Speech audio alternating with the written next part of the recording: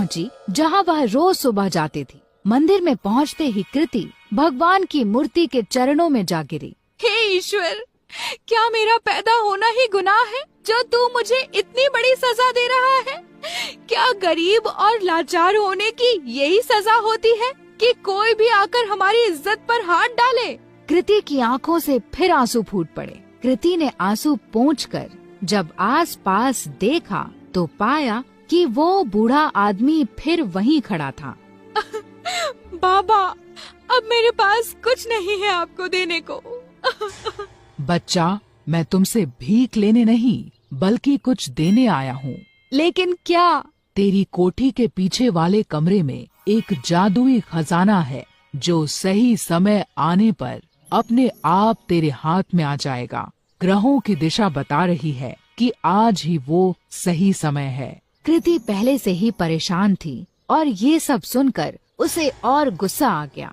बाबा जी, आपने मेरा दिल बहलाने के लिए ये सब कहा, मुझे बहुत अच्छा लगा, लेकिन मुझे झूठ पसंद नहीं। ये कहकर कृति अपनी कोठी की ओर चल दी। उसे बार बार ये डर सताए जा रहा था कि अगर उसका मालिक बेहोशी से उठ गया तो उसे जिंदा नहीं छोड़ेगा। वहीं दूसरी ओर उसके दिमाग में उस बूढ़े भिखारी की भी बात चल रही थी। घर पहुंचते पहुंचते आसमान में बादल छा चुके थे और ऐसा लग रहा था कि मानो जैसे बहुत जोर की बारिश होने वाली है। कृति के कोठी में पहुंचने के कुछ देर बाद ही बारिश शुरू हो गई और बहुत जोर से पानी बरसने लगा। मूसलाधार बारिश के चलते कृति की पुरानी कोठी की छत से पानी टपकने लगा। आज तक कभी कृति ने इतनी तेज बरसात नहीं देखी थी। कृति जैसे ही छत की मरम्मत के लिए अपना छाता निकालकर बाहर गई, वैसे ही उसका छाता तेज हवा में फट गया।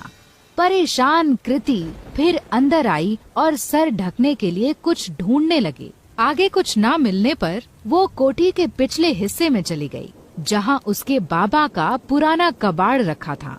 ढूंढते ढूंढते उसी कबाड़ में कृति को एक छाता मिला। चलो इसी से काम चलाया जाए। ये कहकर कृति मरम्मत का सामान लेकर जैसे ही बारिश में बाहर निकली, बारिश की बूंदें पड़ते ही उस छाते से सोने के सिक्कों की बरसात होने लगी। कृति को ये सब देखकर अपनी आंखों पर विश्वास नहीं हुआ कि उस बूढ़े भिखारी की बात सच निकली। कृति उन सिक्कों को समेटकर अंदर कमरे में आ गई और उसने उन्हें गौर से देखा तो उन्हें सोने का पाया।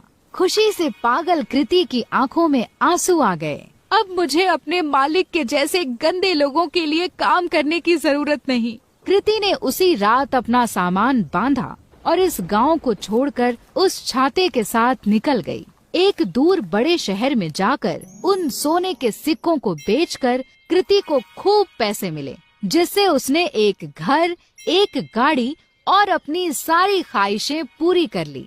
यही नहीं, उसने अपना खुद का बिजनेस ही शुरू कर दिया। इस तरह कृति की सारी गरीबी उस जादुई छाते ने दूर कर दी और अपने गंदे मालिक से बहुत दूर कृति सुकून से अपनी जिंदगी जीने लगी।